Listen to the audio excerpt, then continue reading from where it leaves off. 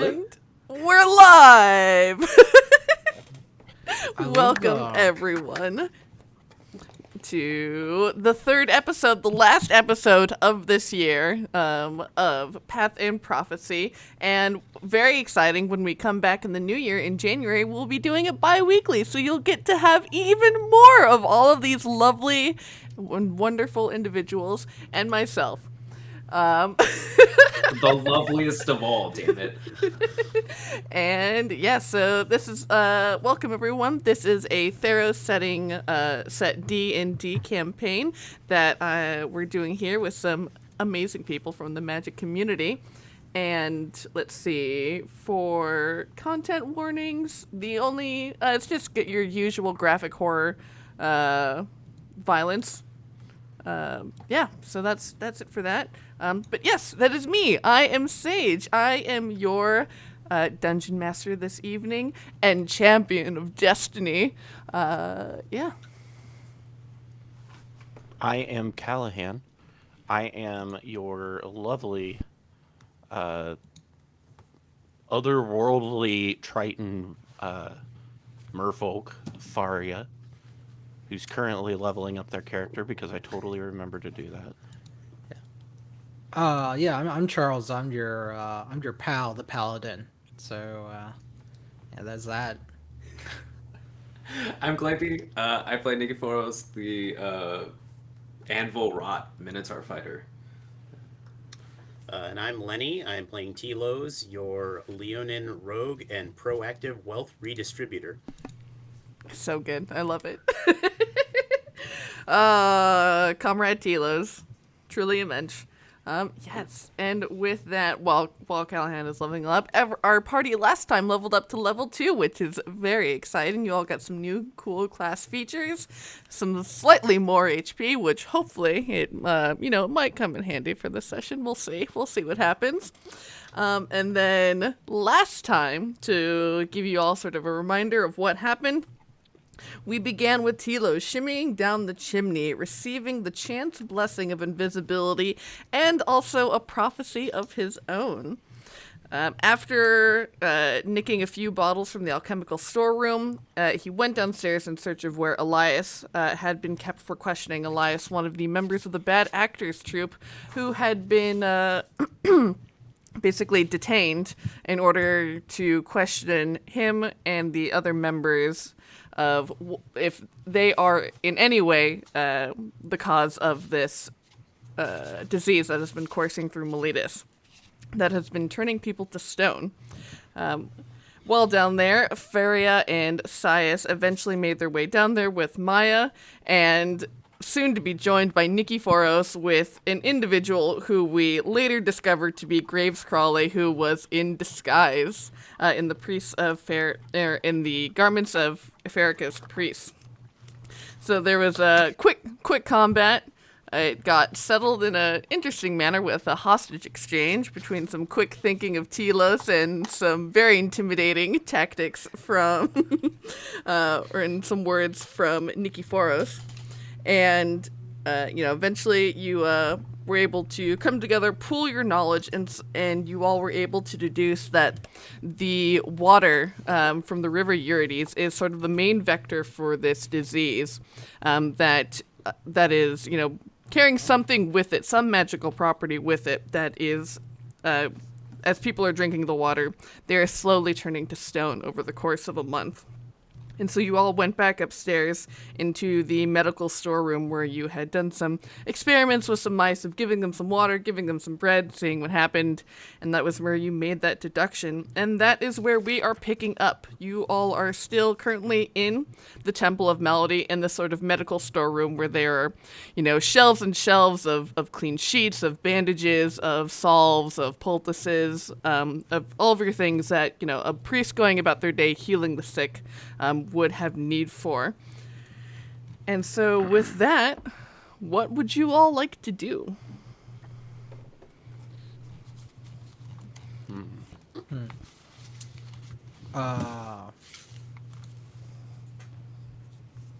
Good question. You have the Pass. you have a couple of the members of the bad actors troupe with you. There is Elias, Ophelos, and his sister Desma. You all just had a very tense exchange about Faria being like, "Don't you ever come around these parts no more, or you will, or something bad will happen to you." And they're Will like, not "Yeah." return. They're like, "Yeah, no, we're good. We're trying to leave. We want to leave. Bye." So they quickly will excuse themselves and go to try and find wherever Graves ran off to in the middle of that combat after he was so ruthlessly pelted with a loaf of bread by our dear paladin. Look, man. Yeah, your glutes. I'd say. Well, what time is it? It's about 2 in the afternoon. Oh, I thought you were gonna say it's game time. Well, okay, if it's the afternoon, how about we now that we know that the source is coming, or the source that's affecting the whole stone mania. Sounds like a wrestling event, Stone Mania, Stone Mania. or like a really like huge marijuana convention. Por qué no los dos? Yeah. Why don't we investigate where this water source is coming from? Why don't we, go to the root and see if the water has been tampered there, and then work our way down from the source. That sounds like a rational thing to do, and I think my character is a little irrational at the moment. She's feeling a little hot. A little red in the face. Yeah. How are you feeling, Faria? I don't want these people to ever come back and defile this temple. Right, Size just like shoos them away, like, go, get on. Oh yeah, they make a very prompt and exit. Yeah, I'll wave by. Yeah, they definitely give you the Imagine salute. Yeah. Lenny, I can imagine your cat, like the Chinese good fortune cat that like waves his hand. We'll get an action figure of that someday. Nice. But yeah, Tilos is very much going to stay here and very pointedly ignore the fact that he wasn't with those people and hoping that nobody notices that. Yeah, I'm just here. I just kind of happen to know. It's so weird. Yeah, it's weird. That's wild. We Did should we ever find investigate out how the lady is doing who's reading the porn? Oh, she finished. Yeah, she did finish the last She chapter of the book. Is she all right? Okay. You see her for walk her. by.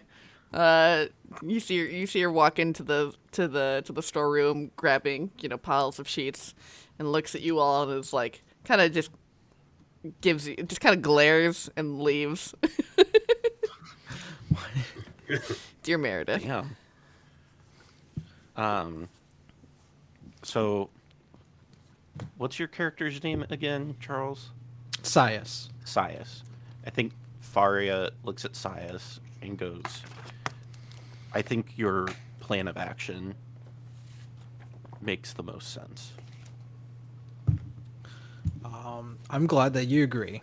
And Sias kind of looks to Nikiforos and Tilas, and he kind of calls out to the Lenin. What are you doing here? I'm here to help. Oh, okay. Well, there was some pretty clever, quick thinking you did there to de-escalate that situation.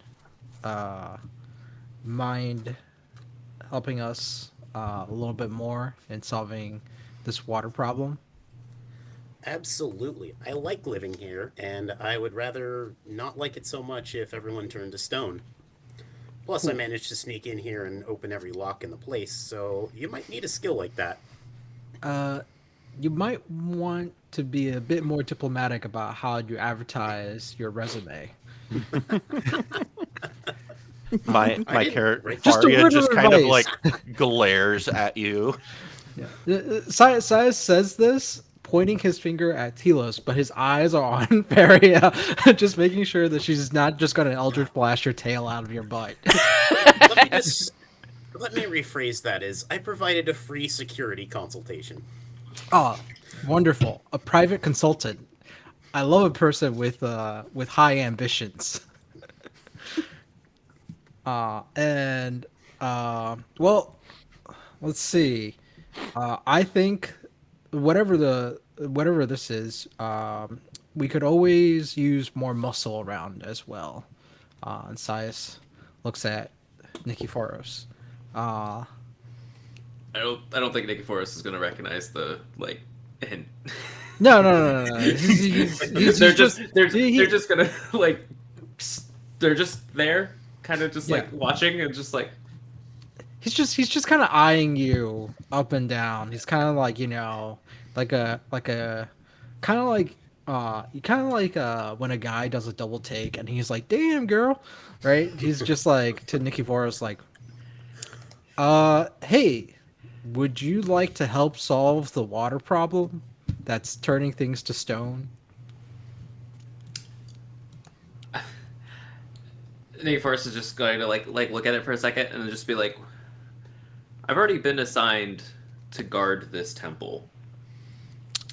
But I think if we solve the water, then they won't need security any longer. Yeah. I'm Isn't not. that I do like not plan to. I do not plan to stay here for long. Okay. So this will help resolve my obligation.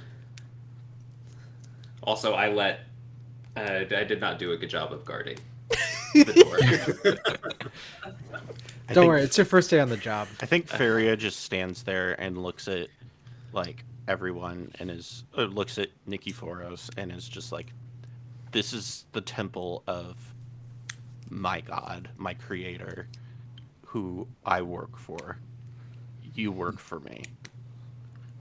You're coming with us. Nikiforus is just gonna look back and be like, "You didn't hire me." I can't remember her name now. What was Maya. her name? Maya. So I was like, "You didn't hire me." Is Maya standing around? She's running around tending to people. Back to work. It was just like I was like I am happy to assist. She seems perfectly fine after just being kidnapped. Yeah. It's probably a lot of shenanigans in the temple. She's resilient. She's like a little Energizer bunny. Like you pick her up, and then like as soon as you put her back down, she's back to work. Yeah, which we actually did. This is true. Indeed. So, Sias, what you would know since you have spent the most time here is that you know that across the Meletian Peninsula there is a river, the River Eurytes, that runs from west to east, bringing water in from the Siren Sea across the peninsula and then empties out into Meletus Bay, where it then kind of connects back with the sea. So you know that on the western side of the city, there's a western gate that is specifically a river gate that ships come in who make this channel or make this journey across the peninsula via river in order to get out to the harbor and to other ports around Theros. You know that's where Meletus gets all of its water from, and after hearing that the majority of these cases were found on the west side of the city, where water initially comes in and is fed through these variety of channels that sort of weave around around Meletus, that would be your number one place to look. All right, let's head out west, guys. So the water source is coming. I'm looking at the map right now. It's You said it's in the west part. Is it beyond the city or still within the city? The Miletus is sort of this like bowl-shaped city because it's like built onto the edges of this plateau, and then sort of descends rough down and run down to the water line. So it's not exactly on it, but like it kind of breaks up into deltas and then are fed into like irrigation channels. Mm-hmm. Okay, yeah. Well, so- let me ask this. Furia like looks around and tries to catch one of the people who work here at the temple and asks them, "Do you know where specifically where the source of this water comes from in the city?" I mean, you would get the same information that I just threw at Charles. Mhm. So, but do you all want to go out by like walking along the riverbanks? Do you all want to try and like commission a boat to take you down? How is it that you would like to investigate the source? Okay, so I have a rough idea of where the source is. Do I know how long it would take if we traveled on foot towards the source? So, um,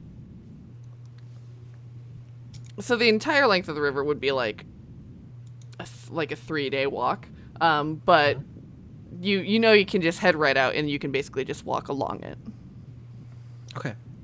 I'd say we don't need to really scout out a boat or anything like that. We should just walk the trail, and I think that on the way there, let's just keep our eyes peeled on anything suspicious. One of the things that I would want to keep a sign for on the riverbed is signs of life, right? If things are being turned to stone, right, then clearly anything that swims in it or anything like that is also going to get turned to stone. So the moment that we actually see living things emerging from the water is when Oh. we know that we moved past the point of contamination. Something we should do before we leave the city is talk to the fishermen and see what their yields have been like. True. Because depending on where they fish could give us an idea of exactly how far we have to go. That's true too. Yeah, so And it's already late in the afternoon, so if we head down to like the shipping, like the bay area, we can get that answer, rest here for the night, and then go like out down the riverbed from there. yeah, I like that proposal. We can survey the fishermen, and I think whichever ones point us to where they've had good catches, it's probably a good spot where the contamination isn't there. Whichever ones where they notice that the or where they notice that they're not getting good catches recently. We Holy can shit, see. Claybee, I just recognized what your background is. That looks so Yeah. cool. Yeah, it's the Theros gods. Holy cow, that looks awesome. Thank you. All right. Sorry, So- anyhow. Just word of advice if we're going to spend the night, um, try not to eat anything from here. You gotta torture me, huh? Uh, Fine. yeah, if you got spare rations on you, I think I still have the basket of what remains to be good food, and I'm more than happy to share it with you all. Can I track down Maya before we leave and just be like, is it okay if, you know, I feel very confident in that this temple is in a sorts like mine in some degree. But like, is it okay if my companions rest here tonight before we go to try and solve this? You're muted. Sage, you're muted. And so, yeah, she looks up to you with, like, her big mousy brown eyes, and she's like, of course! Downstairs in the boiler room, in the room that's next to the washroom, there are a whole bunch of, like, cots and stuff like there. So, you know, when we all have really long shifts and we all need to lay down and take a nap, like, you know, that's generally where we sleep. You're more than welcome to. I'll let the high priestess know. And she looks at Nikiforos and she gives, like, a very just, like, delicate, like, little tap, on, like, your side. And she's like, I think, I don't think you need to worry about security. I'd beg to So differ, just- to be honest. They're just gonna give her a thumbs up. It's like a. All right. Okay. All right. Well, why don't our security consultant then, if he's so unsure about the safety of our living arrangements, keep watch for the night, and we'll take turns. I was just saying they need better locks. I had planned to take a nap. Well, anyhow, before we rest, we should head to the docks and speak with the fishermen. All right. I think that's better if we split up to do that. Sounds good with you guys, and then we'll reconvene back at the temple and compare notes.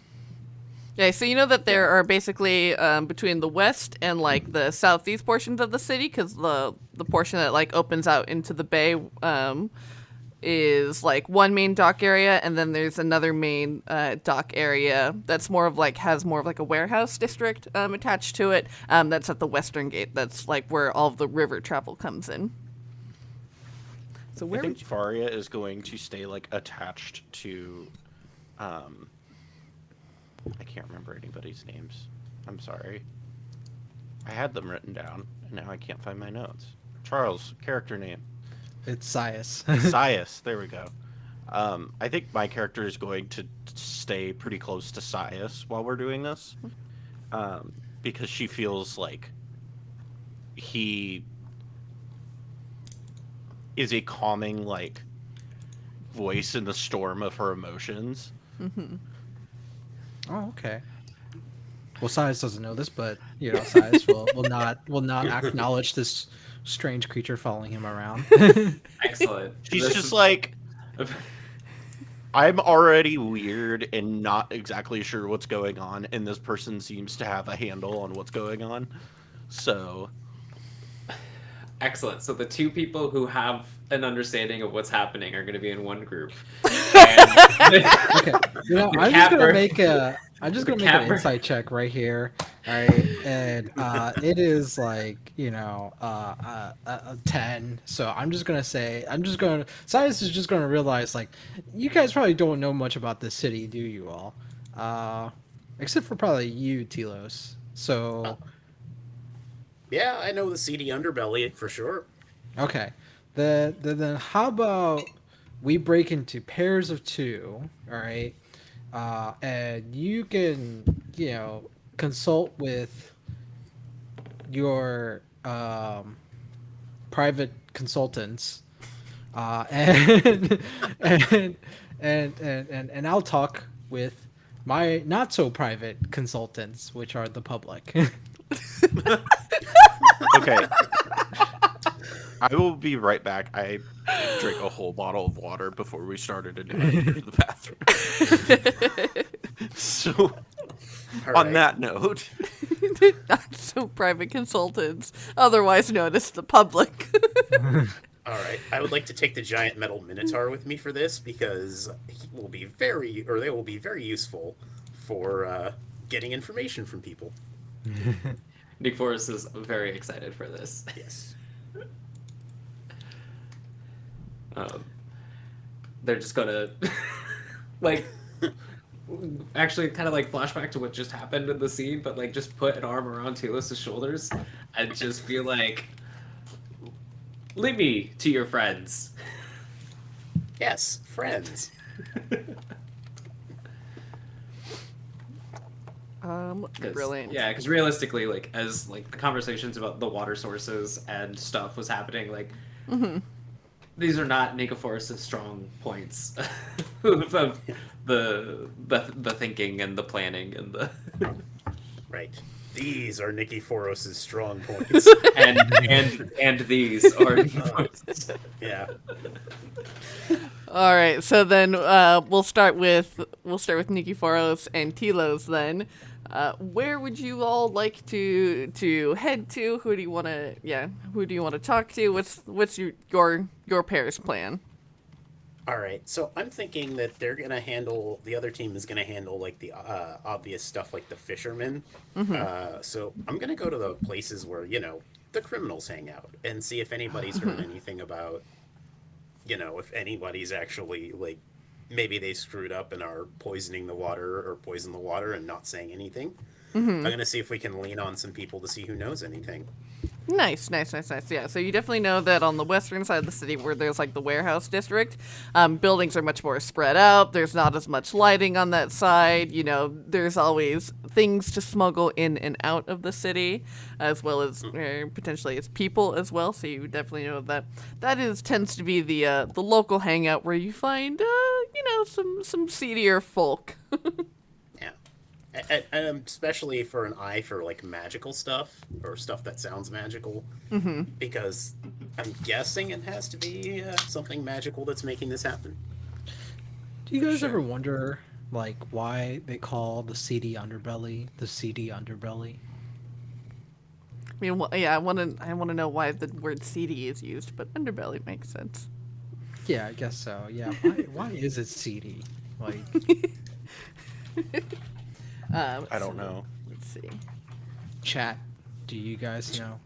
Quick Wikipedia search for us. Chat. I just whenever Keep it when safe you for said work, like though. you're in the seedy underbelly though, like my brain just is immediately, because this is how I feel is, or what I've been hyper focusing on recently is like Zon and from Arcane.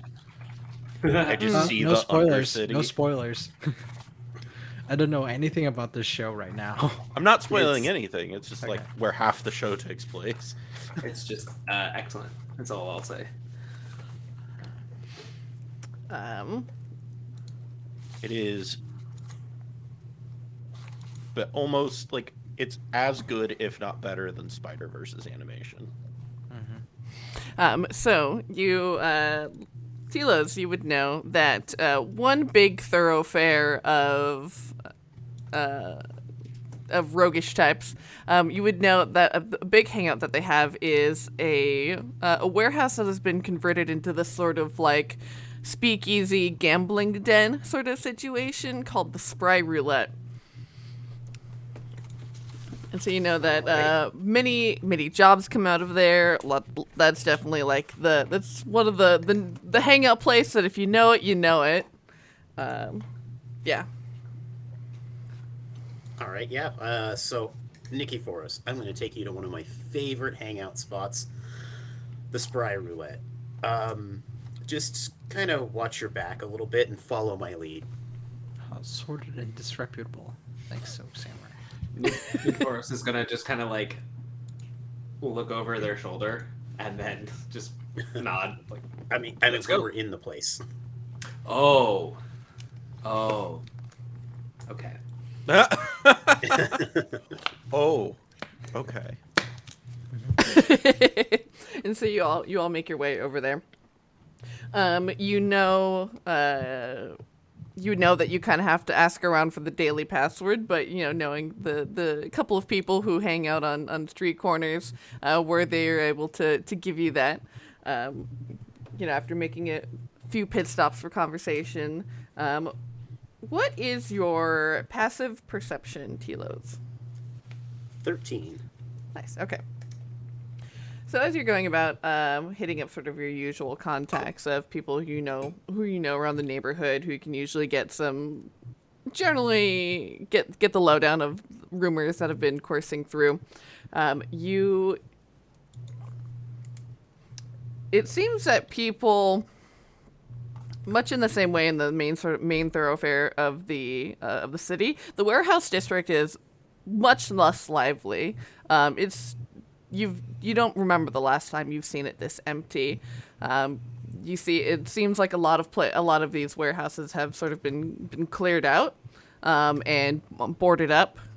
Ones that you knew were formerly, it seems, like sort of dens and hangouts for different gangs. And so as you make your way into the Spry Roulette, there's probably it's the least crowded you've ever seen it. There's only about half a dozen people around here. You see that there is at one dice table you see like maybe 3 people playing playing a dice game. You see a couple people seated up at the bar. The usual bartender, who is a Minotaur by the name of Phaedros, who is behind the bar, sort of stocking things. All right, I'll head up to the bar with Nikiforos. It's as soon as we get in, Nikiforos is gonna like make a show of like looking over their shoulder and then just like There we go. nudging. Like, I Yeah, remember. that's good. That's good. Also, Took that quite literally. look around like this, like kind of mean at people, like you're sizing everybody up. Yeah, Nikiforos loves this and just like.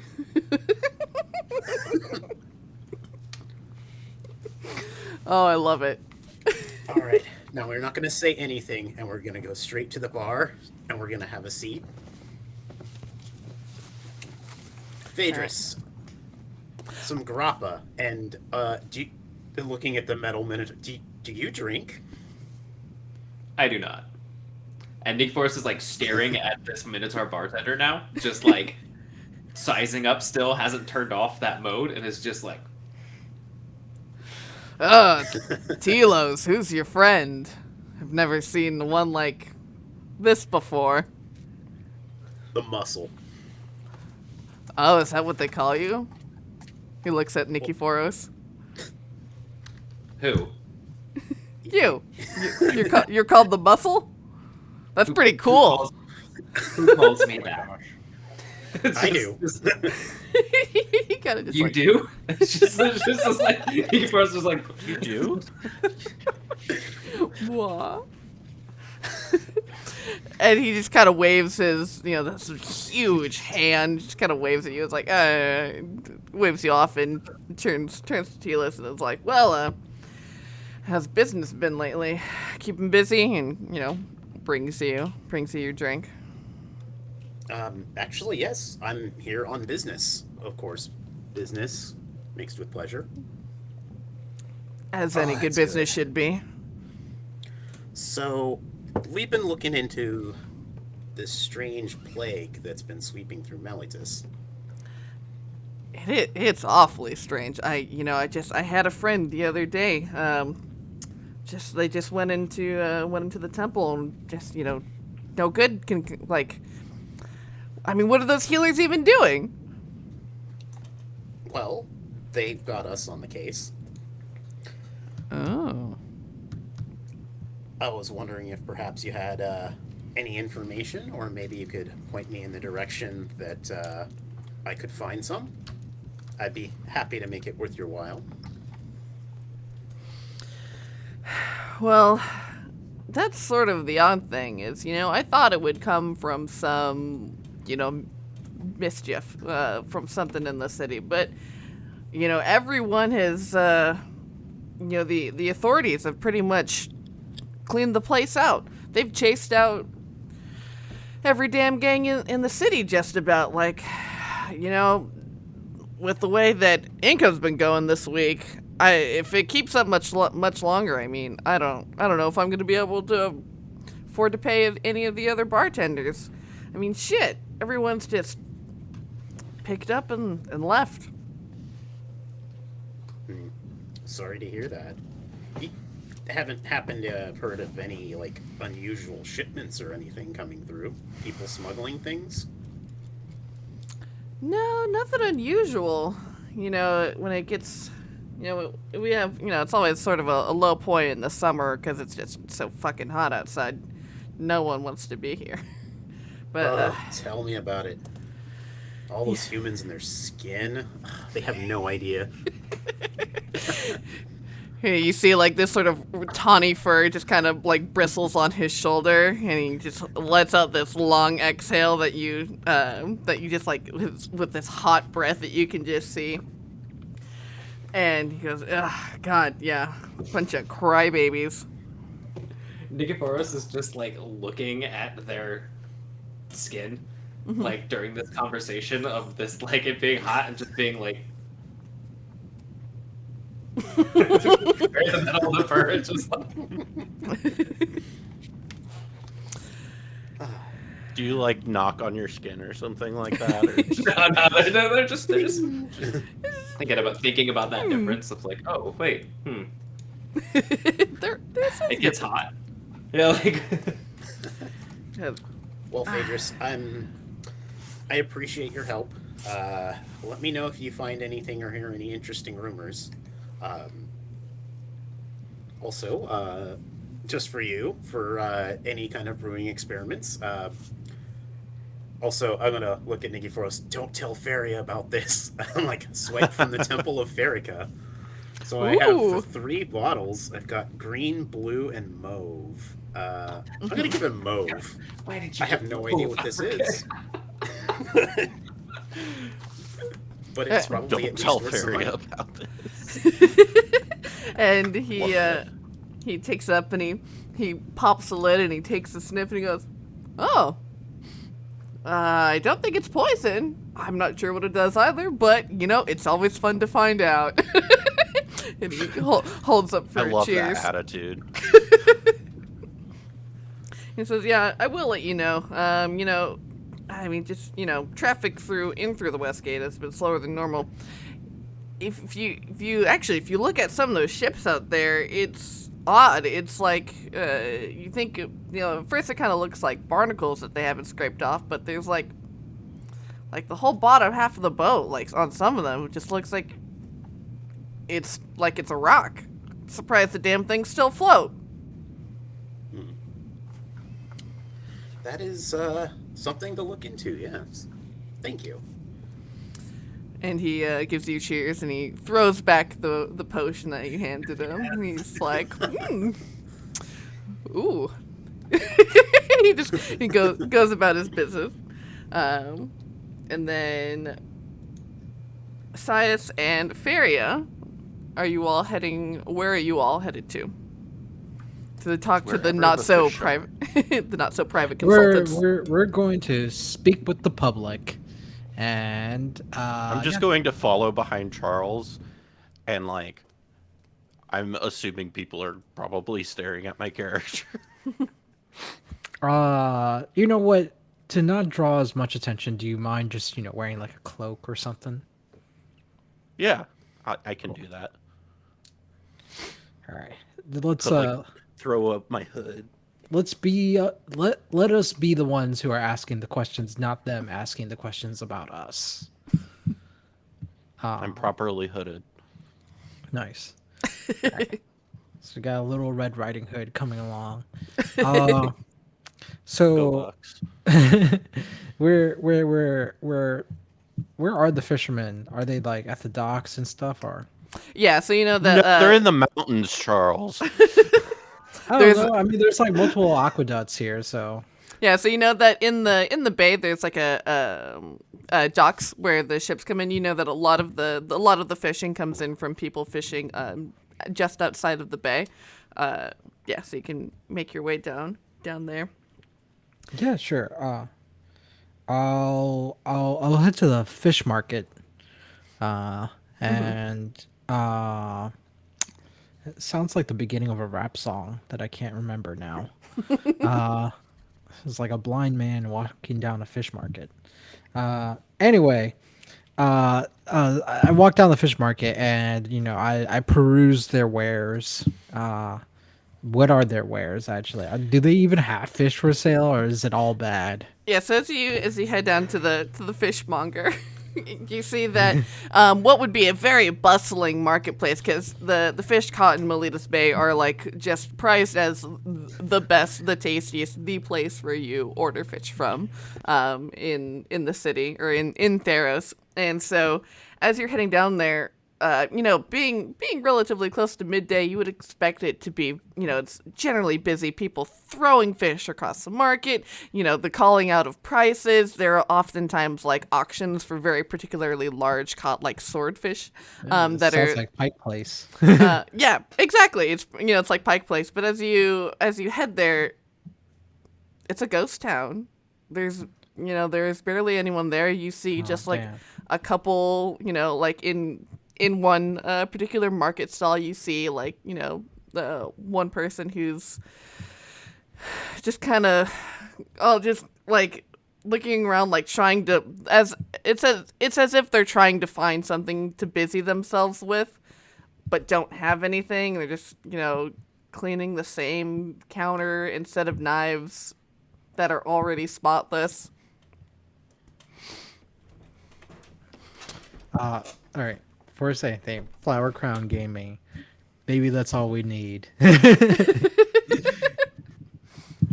all I'll say about that song. Okay. Wow, it looks like a ghost town here. I tried to strike a conversation with one of the vendors, and I'm like, well, looks like you've seen better days. Yeah, and it's this young woman who she's got this gray smock on, and she's you see that she has this whole tool belt of like different filleting knives and everything, and she turns to you and she says, "Oh yeah, name's Penelope. Yeah, this has not been great. I mean, our yields are smaller, but all of the fish seem to have just like left the bay. It's really kind of bizarre." I'm just like kind of standing there observing everything, like, because this is my first time experiencing all these things, but they don't feel like brand new. They feel familiar, but like they're also just new things, if that makes sense. Yeah, It's for like sure. I kind of get like I'm trying to imply that my character like knows what it is, but is experiencing it for the first time. I'm gonna see if I notice, because I might be oblivious to the fact that you don't know. I will roll I got a 9 on my insight check. Jeez. They're under a hood. They're kind of strange. You don't really know if you can't discern for what reason. Okay, cool. So Sai's just gonna keep on his conversation then, okay. So what you do have, where is it all coming from? So the only people who've been able to catch anything is for people who go like way out to the Dakra Isles, which is, I mean, it's dangerous territory out there. I mean, islands just fucking appear out of nowhere sometimes, and so Oh, Any- that's anywhere that's but not good. yeah, and so only the people crazy enough or brave enough to head out that far are the ones who are able to come back with stuff. Okay. So Who, for I kind of lean forward and I go, who has brought stuff back? Like, Oh, what type of people is it? Is it the usual people or is it a different people?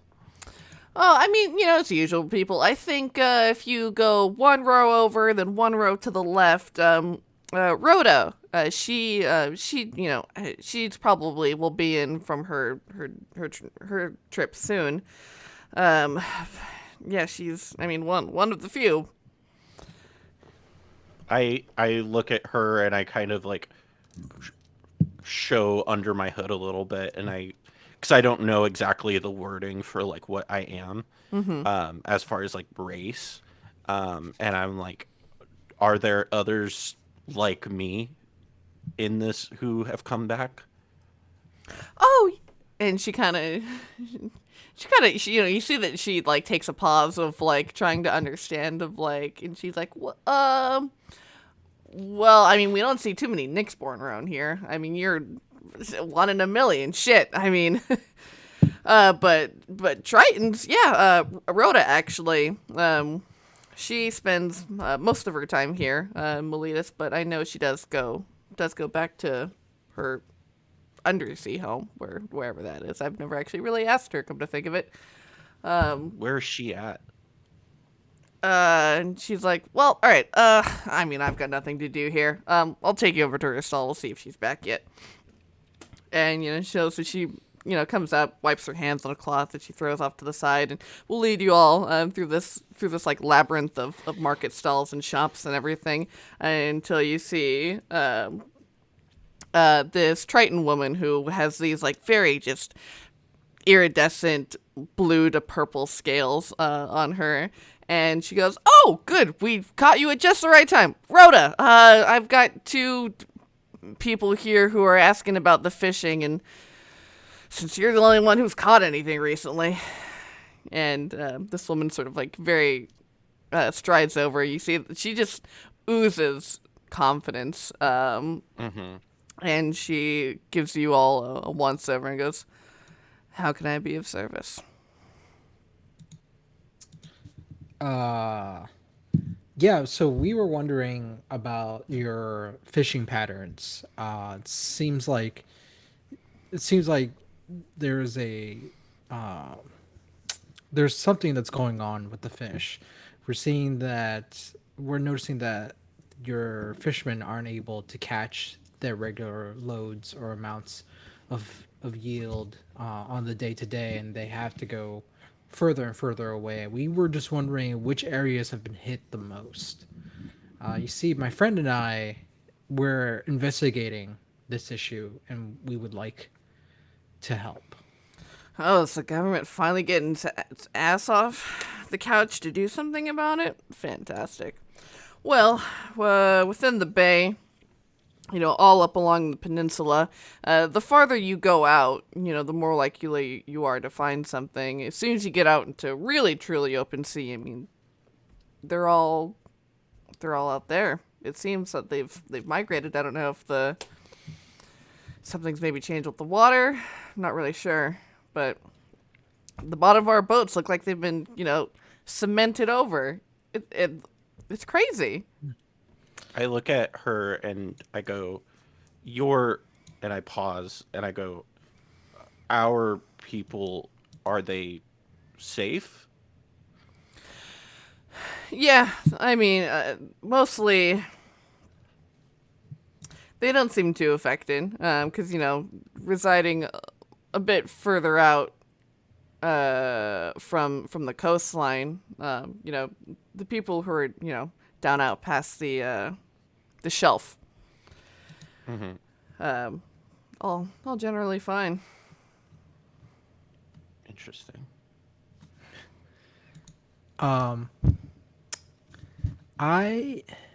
We would like to know not where you can get the most fish, but where you could get the least fish. It's a really strange question, I know, but we're trying to look into that. I mean, So all of the river tell us the trout are opposite. dead. Yeah, what? all of the river trout are dead or gone or something. But normally at this time of year, like normally they're breeding and there's and everything, but we haven't seen any. We've been given high praise to Thassa, hoping that maybe there's something that we did to upset the balance of something if we overfished, but I mean we've seen no sign. Believe me, I think that if Thassa were angry at you, she would probably send no fish. She probably wouldn't send. She would not send no fish. That's a double negative. But she would probably send you a very large fish, like of the kraken kind. So I don't think this is True. Thassa's MO. Okay, so you said that it starts from the river, right? In the back of my head, I'm thinking, I don't know that I agree with that. I think Thassa might be behind this. Okay. It's the water, and Thassa is a chaotic force. Yeah, but okay, yeah. Well, I didn't hear that. Yeah. Yeah. So, the river, you say, where does the river flow from? Well, it flows, it makes a circle of the Siren Sea that, sort of encompasses the western half of Theros and, down to the south. So, Have you ever had anyone go into the direction of the river? So you have people venture out into the sea, but I was wondering if you had any fishermen, like probably small time fishermen, just fish from the river, and how far did they have to go deep into the river's flow to actually find something that gave them a hit? and she looks kind of impressed with your question, and she says, I think it was about the halfway point, or at least beyond the halfway point when they were finally able to see something again. All right. So, do you have a map? Yeah, chill. Size answer, yeah. She pulls one out of a scroll case on her hip. Yeah.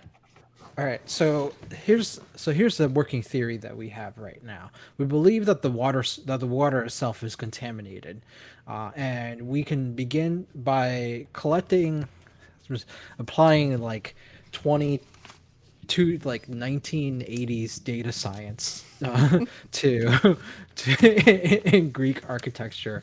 But yeah, okay. If we pinpoint sort of where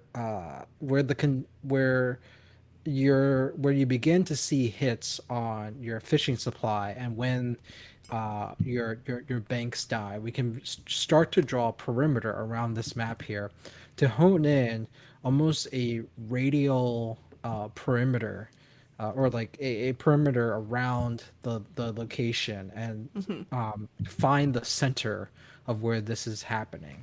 Can you point out to me where just dots, or at least like anchor points of where your fishermen are getting hits on the river, right? And then right to the point where it just stops. And so she'll take out another piece of parchment. She'll scribble a quick map for you. But on her more detailed map, she'll point out an area of basically like in the first basically, or like at the last third of the river is where they finally start to see like life again. And she'll draw it out for you, and she'll say, well, listen, if you're going through all the trouble to do this, if you all need a boat to get you down the river, I'd be happy to take you. I mean, anything to help business, rising tides and all. Well, this is just our duty. You see, my friend here is a devotee to the gods, and apparently it's her mission to solve this problem, and I am just a follower of Afara. The city is in need, and it is my duty to help. So we would be glad to have your assistance, but don't look at us as people who are expecting anything on your part. But all the help is more than appreciated. Well, of course, let me know. I've got a couple days off. You know where to find me, and she'll pass you off this hand-drawn map for you. Okay, thank you. What's your name again? Rhoda. Rhoda? Oh, okay. Like roads. Mm-hmm. It's like you were born for this job. Roads, roses, I don't know. Parents thought it was cute or something. And then as we leave, my character will give a traditional Triton farewell, in their native language. She'll exchange it back with you, and afterwards she'll say, "We're on land. No need to be so formal."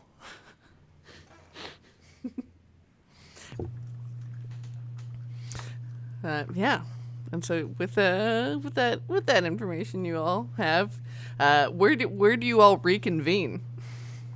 It's at the temple, right? Yeah, because that's where we're staying for the night, apparently. before we leave the Spry Roulette, or as we're leaving, Nikiforos is going to like do that like stage whisper, not intentional, just but asking Telos, what's smuggling? Just We'll as talk they're about it on the way. We'll talk about it when you're older.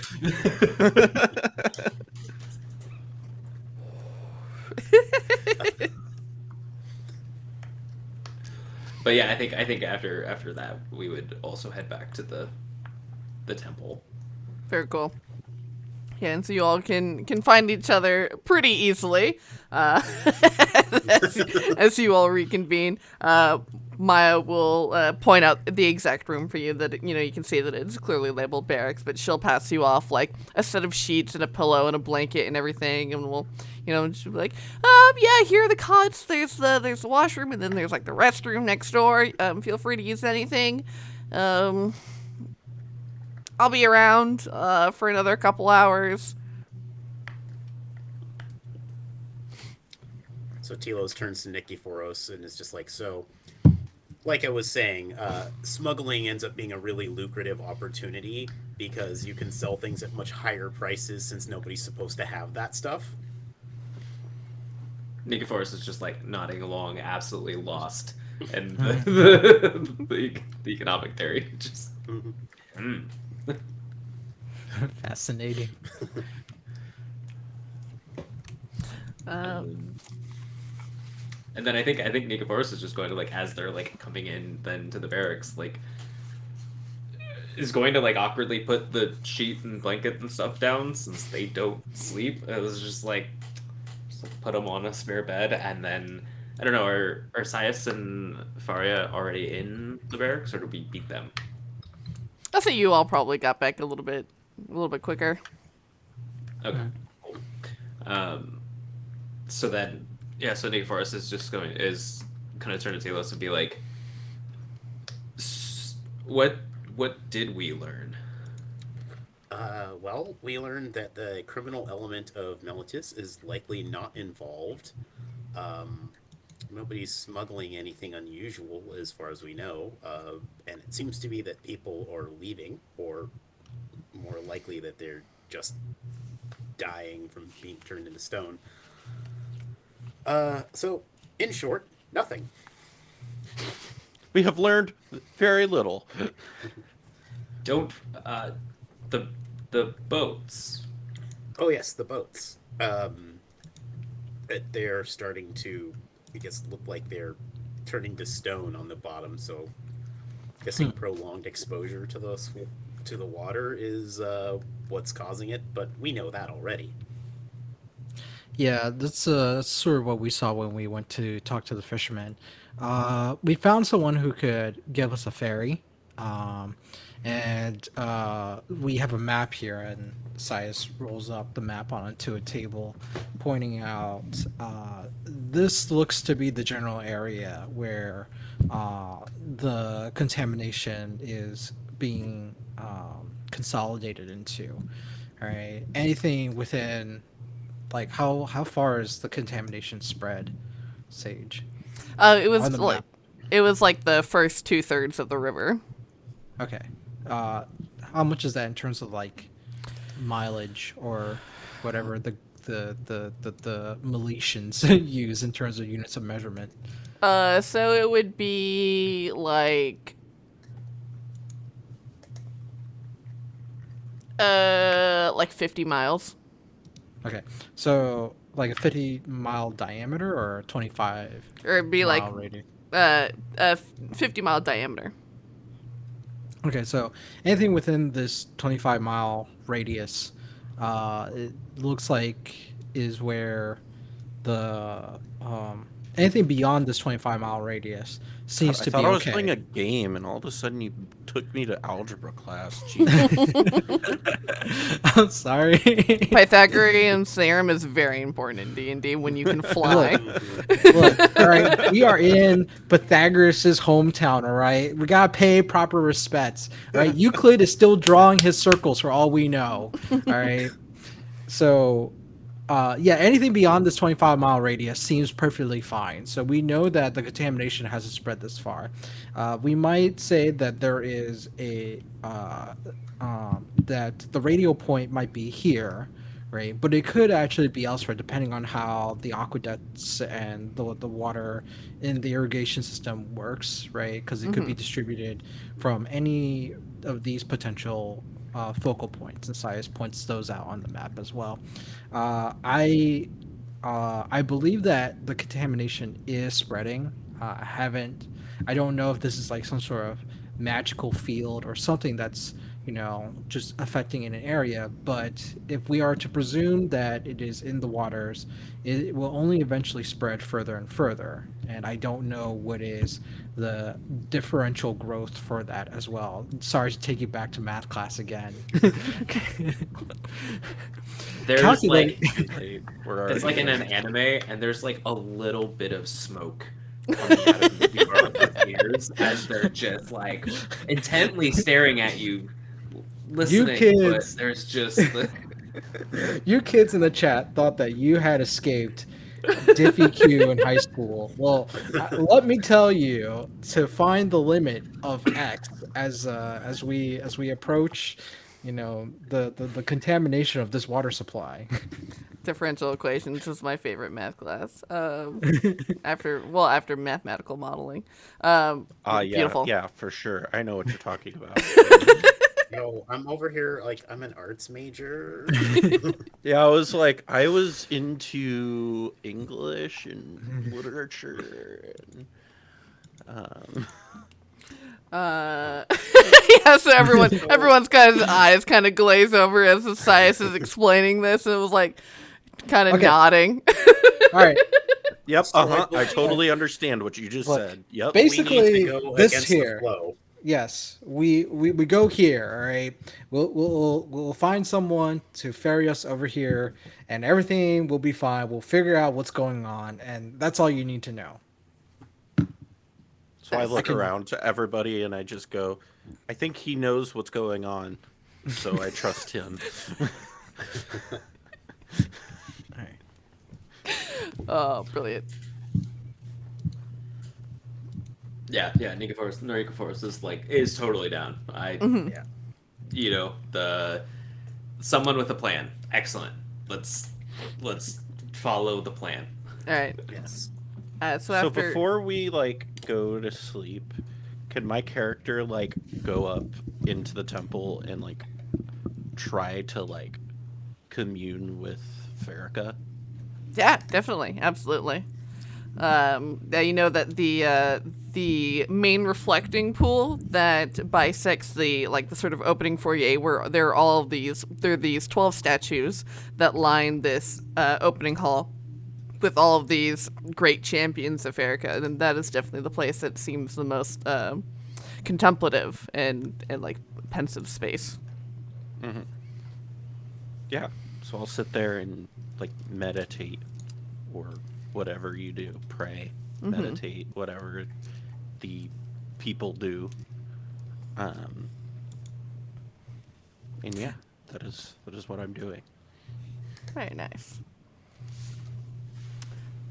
Yeah, as you're spending this time in contemplation, the noise that you hear that you can't seem to escape from is the sound of the running water from the fountain behind you, and it just seems just so prescient in your mind as you're taking this time to commune with Farrakha. And yeah, you all can have your long rest. I think Wake. since this is the first time it's come up, since Nicoforus does not sleep, but they do have the sentries rest. So for the next, what's the exact wording? For the next 6 hours, they are in an inactive, motionless state. They appear basically turned off, but they can see and hear. So just in the corner of the barracks as everybody's sleeping, they're just gonna be just. I love our party. Standing in There's the dark. 2 weird ass monsters, and then a walking lion and a dude. Yeah. I love Wizard of Oz. We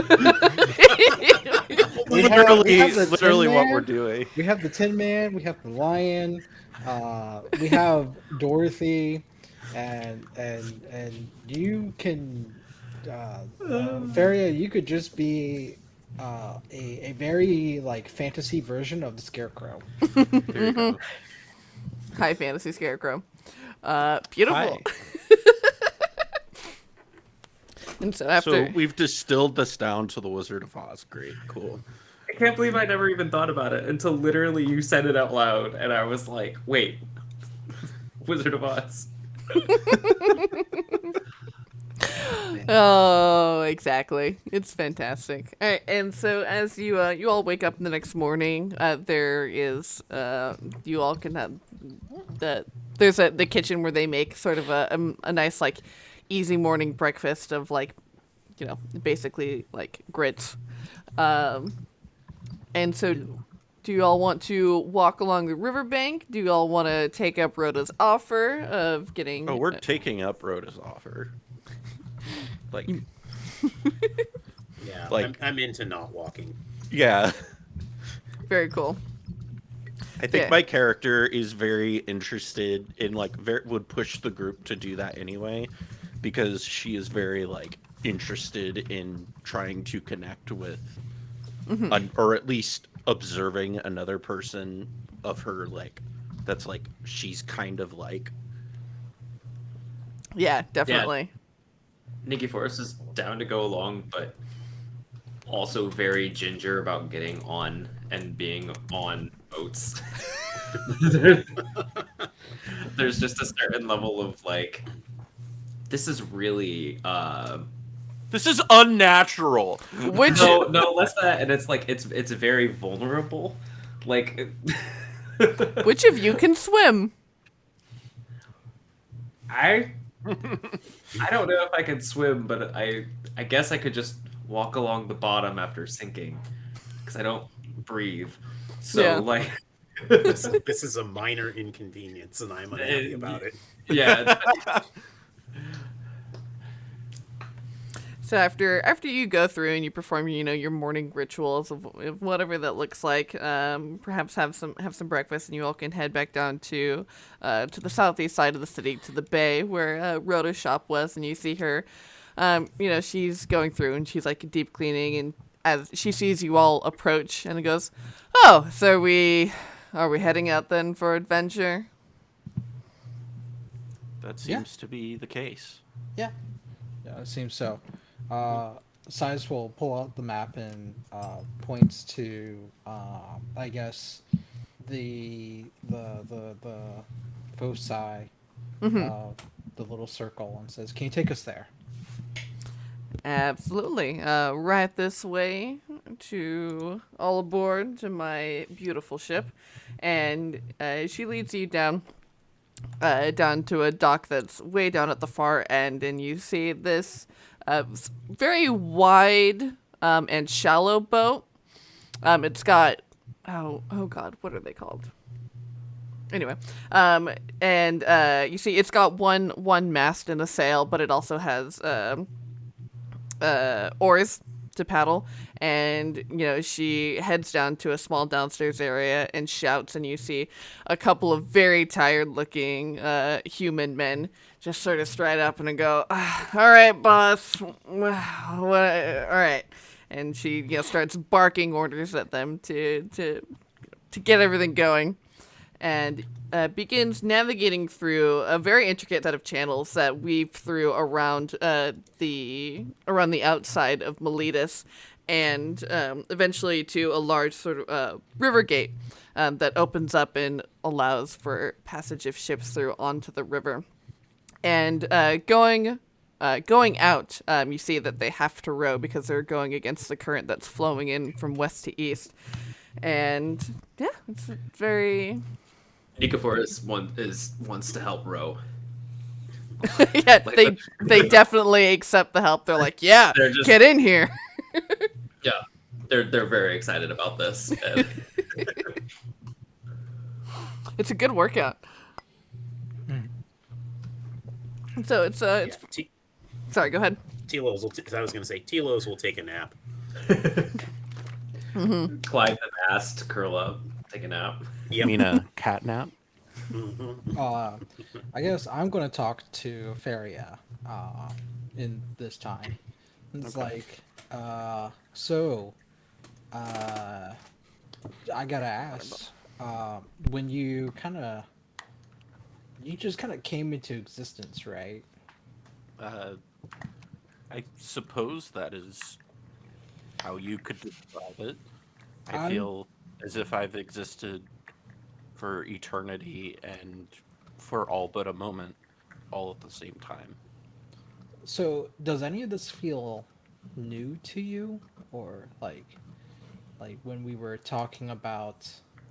um, when we were talking about the boats and everything like that? Like, I didn't bother to ask or think about it at the time, but uh, I it feels Sage. what? Oh no, the comment section. Oh. Um yes, like it it is an odd thing to try and describe. Um because I did just begin to exist, but in some form I have always existed. And these things are not new. Well, while they are new, they are not unfamiliar. As like I've kind of always sensed them and knew what they were, and was, I suppose, my spirit has always understood and known. And so they're new and I'm experiencing them for the first time in like physical manifestations, but um they're not new things to me. They don't exist as how I know things to exist.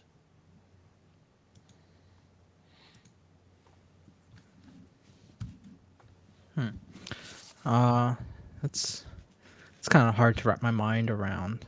Uh, Well, so it's yes. like, so like if I say something like, uh, the crap. Wait, Sage, give me the name of some. What's the big Colossus of Rhodes statue? That's The Colossus of uh. Akros. Oh yeah, if I say something like the Colossus of Akros, would you know what that is? Yes. It's strange, but you haven't really seen one, right? I have never seen it. No. But that's so weird. It's like you know what something is without experiencing it. Perhaps I can shed light using one of your philosophers' uh, sort of allegories. Is that there is a realm where there is a perfect version of everything in existence, whether it's a chair or a temple or a a glass of water. There is a form of it that exists that is perfect, and those that well of knowledge is what I draw from when I am understanding these things. But would you consider For those of to you at home, by the way, this is fully out of character. I am making a very, very, very blatant reference to Plato's theory of forms. yes, yeah, it's Plato's Platonic Ideal heaven. form. Yeah. Yeah. Uh, If and you I'm are making unaware of that, this is like philosophy 101. yeah, and I'm making reference to the thought experiment Qualia, Yeah. which yeah. Um for would you say that you know everything about it then? If you have this perfect wellspring of knowledge of like the Well, ideal uh like the ideal cup of water. Like you know what is the ideal cup of water so that any other roughshod interpretation of that, you know, is an imperfection of that ideal, right? Yes. Like if, like for example, the water that we are here right now, where it's turning things to stone, you obviously know that's not what water is supposed to do. So clearly, you have in mind this knowledge of what the ideal water is. So does that mean that you know everything about water? I suppose in a way it does. I feel But like there's a I content also, warning for like philosophical discussions.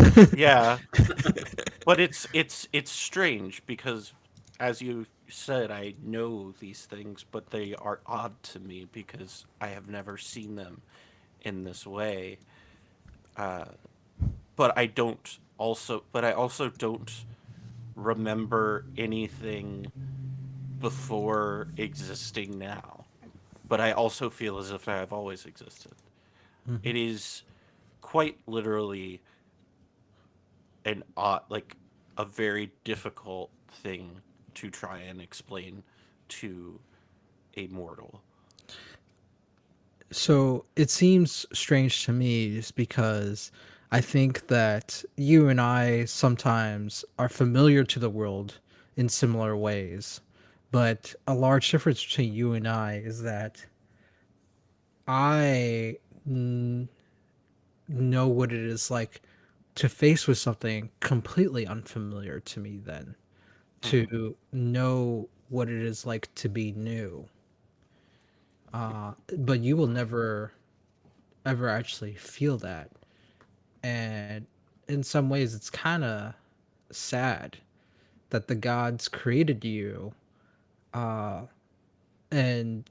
with this type of familiarity of these heavenly knowledge, and so you are kind of robbed of the naivete or innocence of really just knowing something or learning something for the first time, that you will not really truly know what it is like to learn something new or experience something new for the first time. Like, Perhaps. But these are also things that I have never seen in this way before. So they are new but familiar. And it is very difficult to explain what I mean by that. Um, and I she think the just feeling is laughs like, fresh. yeah, like it's it's it's like when you meet somebody and you have feel like they fit perfectly, as if they've always been there, but you've never met them before. Uh, it's similar to that, but it is.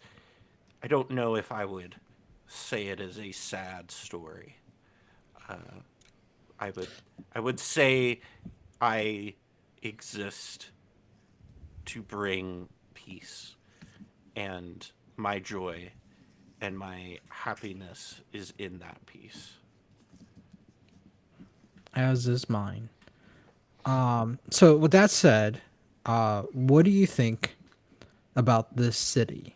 Is there a an idea or like a well of knowledge about the ideal city from where you draw your knowledge upon? And what do you think about the people here? And uh, even the river that we're on right now. Well, it's very hard to say that because it is very sick, and I don't know what it looks like when it is not sick. So perhaps when it is no longer struggling with its sickness, will I be able to make that judgment? But for now, all I know is that it is broken and it needs mending.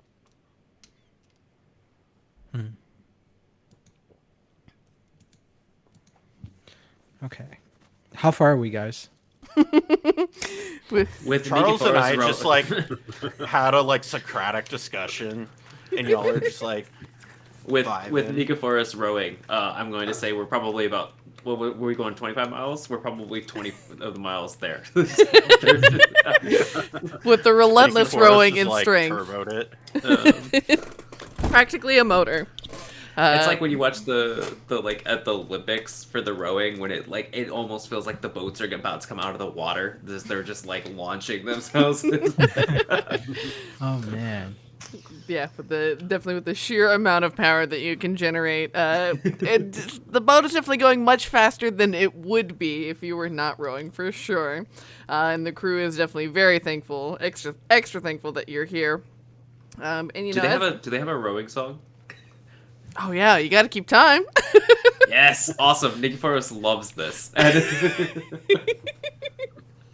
And as you all are traveling along, you see, you know, the river cuts through along one side of the Four Winds Plateau, and so extending from here, you see just this beautiful vantage of the first thing you would come to is just like rich farmland, or what would be, but as like the wind blows through here, it just in these huge blusters, instead of hearing that sort of like shimmering of grass, it is completely silent as you see that all of these pieces of barley and of wheat have just calcified, and this one, what would be a beautiful golden landscape, is gray and sad and silent. And you know, you see these bands of centaurs, you know, running across the land, pulling these great covered wagons full of goods.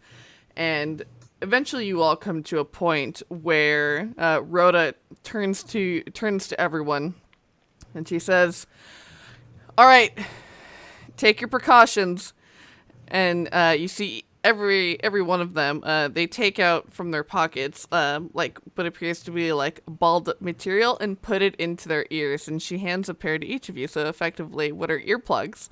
And she says, we're coming up on the usual pass where there is a nest of harpies that we'll have to pass by. These will help against their song, but it won't be a guarantee. Just try not to look at them. Try to do anything to try to not pay attention to them, was what we find usually helps. Hey, Okay. you know, I realized that harpies might be more tempting if they were disguised as cute little puppies, right?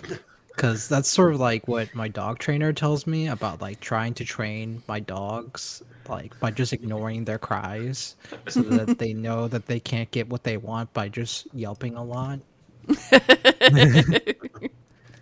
It's impossible. Which is why I think harpies would have had a better strategy if they were just dogs instead of like bird-like creatures. And so eventually you all come up to a place where you can see the sheer cliffs that that the river just washes against, and you see a nest of 6 of these sinewy bipedal individuals who have these like long patches of feathers, and they have these sort of very kind of distorted faces. And you hear these shrieking bird-like cries. And I'm going to need each of you to make a wisdom saving throw. But thanks to your earplugs, you get advantage on them. I love advantage. All right, cool. And this is against a charm effect, if that matters. Yeah, so I got a 22. Nice. Super good. 17. Nice. You're good. 16. I got a 16 as well. Yeah, you all managed to pass. Yeah, though muted, you can still hear these just shrieking cries that echo throughout this landscape that seem you almost feel like the vibrations of them pressing up against you. And you see a couple of them start to, 2 of them, descend off the cliff, and they extend these huge sort of gray wings, and they, begin to swoop in ever closer and closer as they seem to be sort of trying to get perhaps a look at what you all, how fightable you might be, how easy of a target you might be. How do you all feel about this? What does it look like as you see these very kind of like eagle-like creatures sort of diving in at you? Oh, I'm not looking. I'm following my instructions to not look at these things. Yeah, I'm like kind of like in an enchanted state where I'm like just closed my eyes and I'm just like almost like meditating in a way. Mm-hmm. Nicophorus really tries, but they like there's a challenge. This is like the incoming incoming attack, a flying enemy. They like so they're just like it's that like look forward, look forward, look forward. Up, nope. They're just like, and they're just gonna like wordlessly yell back at this point. Yeah, you see just this graze of these very bird-like talons sort of swipe across your vision as you're just sort of like incoherently yelling at these creatures, and one of them even lands right next to you, and you see these just pure black eyes, just like with their piercing gaze, and they sort of lumber over to you, and they kind of give this like very just like huge like sniff in your direction. And that you hear this clink of their talons on your arm. As they So sort are of, we like heading towards Asphodel then? no, that would be way off to the east somewhere. Yeah, I was gonna say, I was like, we're heading west towards the Siren Sea, right? Mm-hmm. Okay. And with Nicophorus, go ahead and give me another wisdom save. As this thing is kind of taunting you. That's a nat 20. Oh shit! How do you steel your will against this creature's taunting?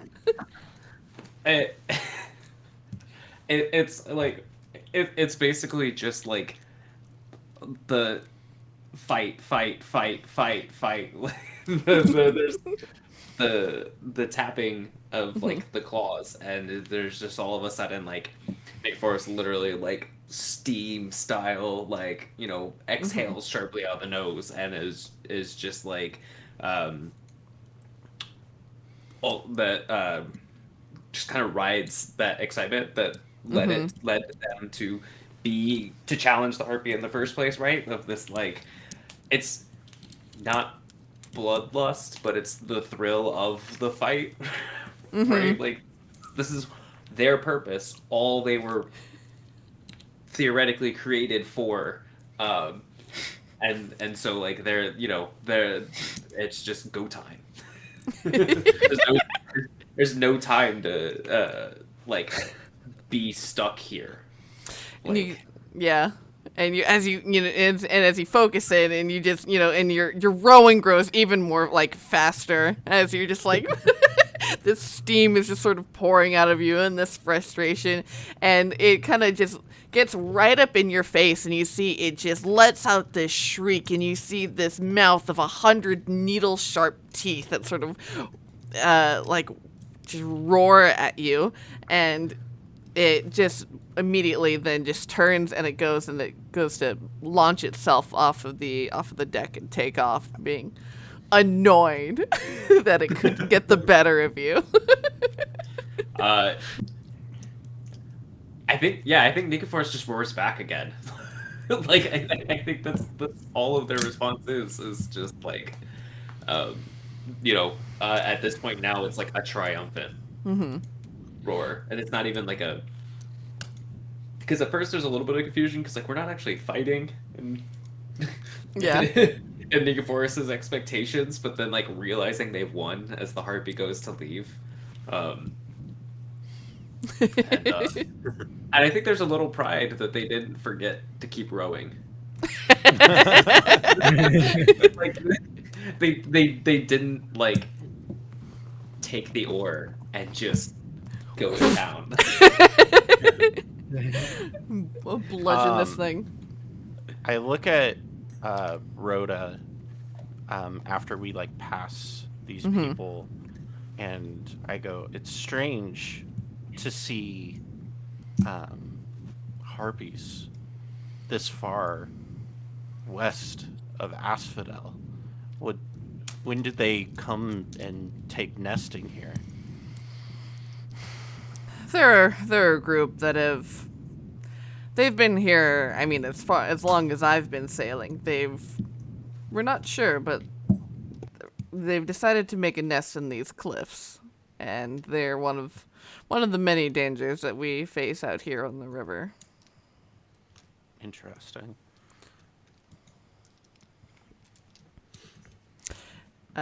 And then as you all eventually continue on and you make it through the first 25 miles, and nothing has changed so far in terms of the water. And you get to that sort of radius or the center of the circle that you had initially pointed out, Sias, and Rhoda says, well, we're here. Do you want us to keep going? I look at Sias and I say, I feel like, can I do a check to see if I can like sense any magic here that would be causing this? Like any sort of like a insight check or something? Yeah, go ahead and make an Arcana check. Or do you have the spell Detect Magic? No. I don't. Okay.